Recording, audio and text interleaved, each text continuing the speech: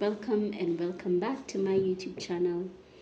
This is Planning with Carol. Thank you for the new subscribers, for coming on board. For all subscribers, thank you guys. So today we're going to just jump right into the topic. It's an amazing conversation. So we'll discuss wedding regrets. So today we're just going to talk about things that really go wrong, and just to look at how we can avert them as a bride and as a groom. Yes guys, so on to my first point. So these are the most common wedding regrets that I have seen in my experience. Yes, so the number one is not having a wedding planner or not having a wedding day coordinator. I can tell you for free, guys, this is just free advice. I know for some of us it's very important to plan, and we are project managers and all that, and it's very important. Do plan your wedding if it is important to you, but ensure you have a wedding day coordinator. Now, I will tell you why it's so important, because there's some of the, number one, you don't want decentralized information, you want centralized information. I'll let you know. You see this, your vendors that you've chosen. Yes, you've gone to the field, you've seen their work, you've loved their work, you've had contracts, you've agreed. But there's some little details that they might forget. Reason being, it's like we have a script. It's like there's usually a script for vendors. So in the case that most times, if those two small things that are really important, the small tweaks, the small personalizations that were really important for you, if there's nobody to follow up on them and nobody's aware about them, they won't get done. You'll just get the normal basic thing that is done to every wedding. So ensure you have a day of coordinator. Again, for some of us, like for my company, for instance, we usually have 3 coordinators. We have the morning off. That is a person in charge of the morning from 4 a.m. to 10 a.m. This person will come to your place as a bride's place and ensure things run. So they will coordinate breakfast, makeup,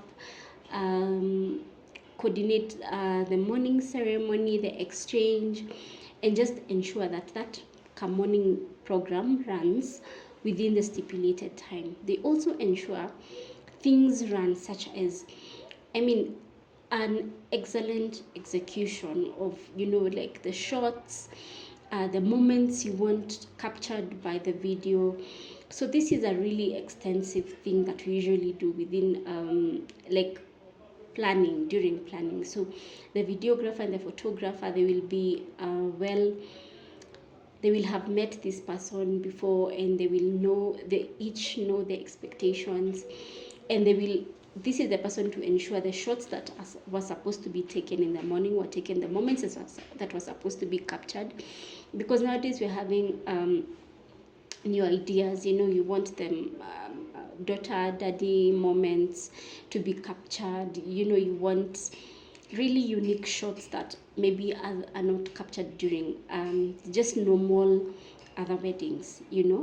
So this is the person to ensure that morning is as quality and as experiential for you as a bride, for your family as well, and just having centralized information. And she will be the person, giving direction to people. When the two families come together, she will be the one in charge of maybe guiding encore or aunties. This is the time, it's time to sing for the bride. She's ready.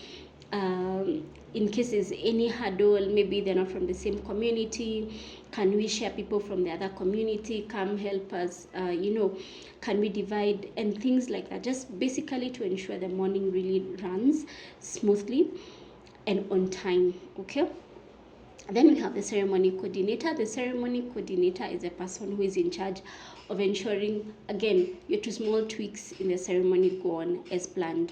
They're the ones to ensure your vendors are there on time. They're the ones to ensure your praise and worship, your band, everybody is there on time. The items that are required for the ceremony are there on time. The instruments, they are working, the power station. This is the person to ensure there are no surprises. So they're always at the ceremony at 7 a.m.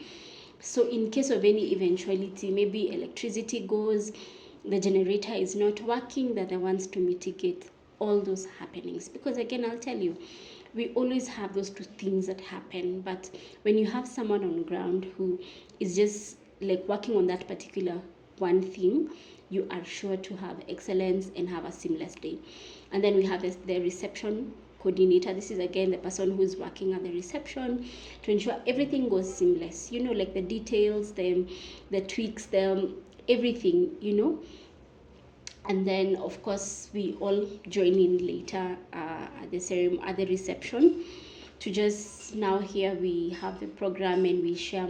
So these three people always have a timeline. They know this is supposed to be happening at this time, this is supposed to be happening at this time, and there's always accountability. So at the end of the day, we do a post event analysis, and we go through at this particular time, did this happen, how was it, you know, like such things. So, and I'll tell you the reason why personally for me I divided these three roles is because of realizing that as one even for myself as a planner, whenever I'm planning an event, I need these three people. I'll just be the one overseeing everything, because I know how everything should be playing, like I'm the overall.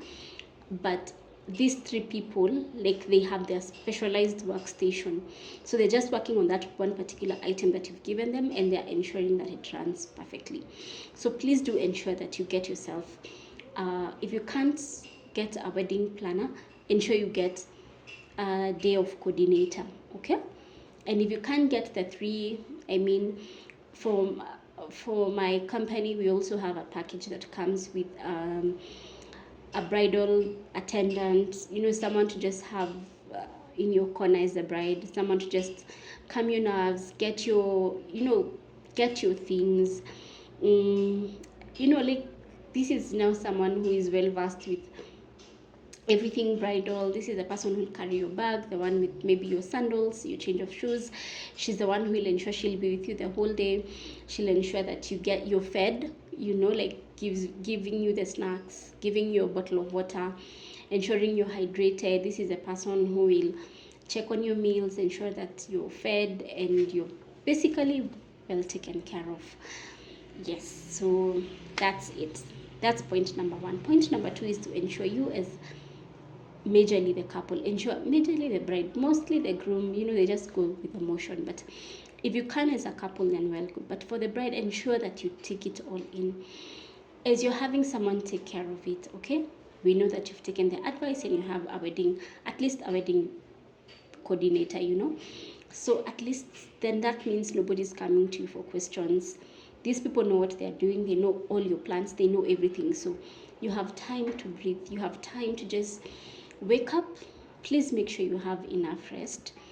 Wake up, take a shower, you know, just embody, like just be in the moment, because this day is not happening again. This is not a trial, it's just your day. So make sure you're in the moment. Every single thing that is going on, the shots, the reveals, every single thing, ensure that you are present and you're not busy worrying about anything else, okay? So that's point number two. Point number three is on makeup and hair. Please ensure you have a makeup trial and a hair and makeup trial. Now on this day, which is usually before the wedding, you have already chosen your gown, right? So you know whether your gown is a low neckline gown, whether it's a high neckline gown. So with this information, when you give this information to your hair and mostly your hair stylist, they know if it is a low neckline, then they know whether it is an updo or you know, like whatever, how to style your hair is really mostly dependent on the kind of gown that you're wearing. You know, you don't want say if it's a V, like a low neckline, definitely you want the attention here, okay? So it means this is how your hair should be. You can either do an updo or you can do a low hairstyle, you know. Like for hairstylists, they'll guide you basically based on the kind of gown you're wearing. You don't want, you know, there are those things that you just according to your photos, like when you go, you'll just be like, I wish I did maybe an updo, I wish I did this. And again, you also want to know how you're looking like. We want you confident. We don't want you doubting how you're looking like. This is the whole reason why you've, again, with your gown, you've gone, you've checked, you've actually seen, and you have the idea, you know how you're looking like. So even for hair and makeup, we want to make sure that you know how you look like on that particular day. So please make sure you have a trial, okay? Point B of the second point is ensure you have a makeup artist for you as the bride, or on that particular day as you're having your hair, the makeup done. Okay, for personally, for the way I do my things is, if we're having two makeup artists, like we were not able to get like just a stipulated makeup artist for the bride, we usually know like who is definitely the main makeup artist is the one who is going to work on the bride. So we have a timeline, like she knows at particular this time, at this time she's directly heading to the bride, because I've seen instances where it's not so well stipulated, so you end up having the bridesmaids makeup looking so good and well put together, but the bride, since it was done in a hurry, it didn't even have time to set, so it's like in some instances it's melting, like funny things. It's like the foundation is coming off, you're just like, oh no. And that time when you look at the bridal team, like their makeup is set, it's not even moving, like it's just perfect. So for me, I usually ensure because I've seen that in other weddings that I attend, I'm like, you can clearly see that like they took more time with the bridal team as opposed to the bride. And personally, I want to give more time. And you see, when you do a hair and bridal makeup trial, you even know the amount of time you're going to take on the makeup look, okay? So even when you're planning the morning time, as your coordinator is planning, or your wedding planner is planning the morning, stipulating the timeline for the morning, we know like you're going to take like 1 hour. So we know if we want you ready by 6 or we want you ready by 7, it means then your hair should start at a particular time, your makeup should start at a particular time. Now, working with these two people, we know who is going first. Is the hairstylist going first, and then is your makeup going second? Okay, so these are the things that if you don't people mostly forget. They're just so stuck up on the decor, on the food and the what, and then on that particular day you're having to tell your bridesmaid you maybe had your wig done the previous day, so now they're trying to style your hair, it's all over your face. When you're saying your vows, you have to keep on sending it back, and it's bothering you. You have lashes, you've put on lashes for the first time, so you have to keep on blinking. We want you really comfortable and in the best headspace as much as possible, okay? So kindly ensure that you have, if you can afford your makeup artist, like just one person to just they're stipulated for you, well and good.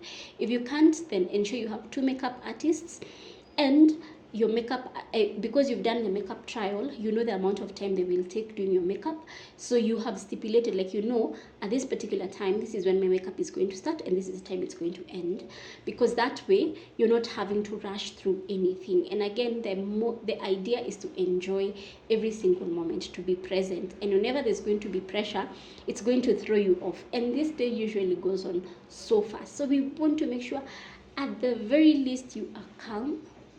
Nothing is shaking you, nothing is giving you pressure, nothing is bothering you, nothing is giving you any level of anxiety, okay?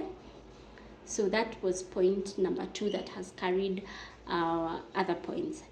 So number 3, what we're going to make sure we do, so you remember you hired a planner, so you've taken the package where you have your bridal attendant. So of course, there's some of the brides that want to wear heels, maybe walking down the aisle. Just ensure you have at least maybe another pair of shoes, comfortable shoes for your reception, so that as you're dancing, you're not uncomfortable. And now this is the person to carry those shoes. Many times you find you put them in a car, you don't even know which car, things are moved, stuff like that. But when you have a bridal attendant, she's the one, and she knows at this particular time during this transition, this is when to come change your shoes. Maybe take these shoes back to the car and ensure you're comfortable. Okay, so the bridal attendant is just someone to ensure that at all times she's taking care of you. So we've said if you can't have a bridal attendant, which is going to again narrow down to you wearing comfortable shoes, that is very, very important. So now on this particular, this is the third point, the number of guests. Nowadays people are leaning more towards having intimate weddings, because you want to have your dream wedding, and the higher the number, the more expensive it's going to be. So if you can, cut down on the number, and then do personalized. It's a lot of work, but do personalized invitations. Like ask people, are you going to come? Like have them confirm. If they come, then you can have like sitting places, like table 1 has a particular person, a particular person, a particular person. Then because we are Africans, have like maybe 2 or 3 extra tables on each, maybe in each tent, to just accommodate those few extra people. But if you engage, say if you're having like 100 people, and you let them know, by the way, we're only having 100 people, and you have to confirm. If you have confirmed you're coming, there's going to be a place card for you. Then that way it's much easier to have a small intimate wedding with everything you have actually envisioned within your budget. Okay, now this is a tip I'm going to give you. Don't let anything steal your joy. It's not worth it. It's not worth it. This is tip number 5. Don't let anything steal your joy. Be in the moment. Enjoy. Enjoy. Did the confetti go on? It did. It's fine. It's okay. Okay? Be in the moment. Yani don't let that be your chorus. Don't let anything, I will not let anything steal my joy. I will not let anything steal my joy. Okay? So make sure nothing is stressing you. As long as you're there, your groom is there, okay, your parents are there, enjoy the moment. It's not about, yes, it is important to have the centerpieces, like how you visualized it, but ensure that you experience every single moment. Okay, ensure you experience the hugs, the photos, you may now kiss the bride, the smiles, the waves, every single thing. Okay, and just ensure you have embodied every single thing, guys. Okay, so that was point number 5. Now I'm going to let you know something, guys. Most times when you're planning a wedding, you think that cheap is going to be, you want to save some coins, but you'd rather cut down on the number. Then get a person that is actually, like, you can actually trust the quality of the service they give. Cheap will not always be a good alternative. That much I can tell you. Cheap will not always be a good alternative. Number 6, who are your wedding vendors? How are you picking your wedding vendors? Ensure you have picked the right team, because these are the people that will execute your wedding. If you choose poorly, then it's just not going to end well. And if you have a wedding planner, it's definitely a plus for you, because we know who does what best. So for example, if you tell me, Carol, my wedding, my theme is rustic, I know whom to work with. I know who executes rustic weddings perfectly. If you tell me I want like a fall wedding, I want flowers, I want something dreamy, I want lights, I want this, I know whom it is whom I can work with on this particular themes. Okay, so we have ensured that we have worked with the best team. So please make sure you work with the best person. Okay, make sure you ask. Don't rush. Don't be in a hurry when choosing your vendors. Okay, don't be in a hurry. The other thing I'm going to tell you guys, please, this one, hey, if anything, forget everything else. Don't forget this. Invest in your wedding photography and videography.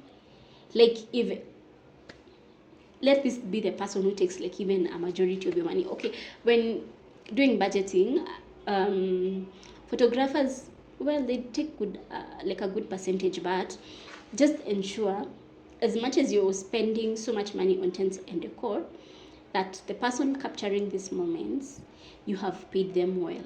Okay, like take a good package, take a good service provider, you know. And nowadays photography and videography is quite expensive. Like the best, those people that will actually give you really good experiences with even delivery are quite expensive. So ensure, guys, ensure, I cannot overemphasize this, ensure that you pay the best, ensure you pay a good photographer and a good videographer. Like, don't, that is where to splurge, and that's where actually to spend your money on. Okay, guys.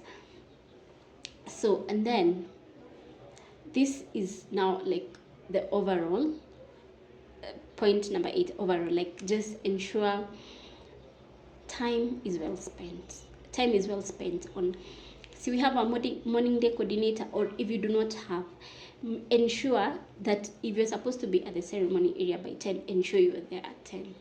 Okay, because if you're there at 10, saving on time, because you want every moment, you don't want anxiety of the ceremony, whoever is overseeing the ceremony is there and they are in a hurry, maybe they have to leave. You know, whenever time is not spent well, it gives people all sorts of anxiety, and we don't want you anxious for whatever reason. Okay, number 8, this has been the theme of this whole thing: be present. Please be present, please be present, please be present. You have invested so much money, time, emotions into this. Ensure every moment is not passing you like just going by. Ensure you are intentional about being present. Ensure you're calm. Ensure you are relaxed. Okay. Number 9, ensure that for some service providers, people like makeup artists, pay them extra for just being there, maybe after the ceremony, to do touch-ups. Someone like the MC, someone like the DJ, ensure the photographer, have this conversation with them. If, let's say, the wedding is from, they're charging you from 6 to 6, what can they be there like maybe up to 7 or 8? You know, is it okay? Pay them extra hours. Just find out, so that you're not maybe having an extension of, maybe there's a moment that wasn't captured because of like 1 hour that you didn't pay for, or 2 hours that you could have actually saved by paying or having that conversation with your vendors. Okay, so ensure that those key people, like the master of ceremony, because things like tents and chairs, hardly is a set down done on that particular day. So those things, you know, they'll stay. But people that are coming, like the MC, the DJ, the photographer, you know, the videographer, ensure that they're actually there, and the makeup artist, and you've had that conversation of, do you need extra money in case we go beyond the stipulated time as written in our contracts. Okay, so that you're not having, you know, the back and forth of I wish we just spent more time here, as opposed to just rushing things. Okay, so from me, I think today this is just going to be it, guys. Ensure, I know there are 8 points, but they carry so much. There are more questions and experiences with these 8 points. So do this.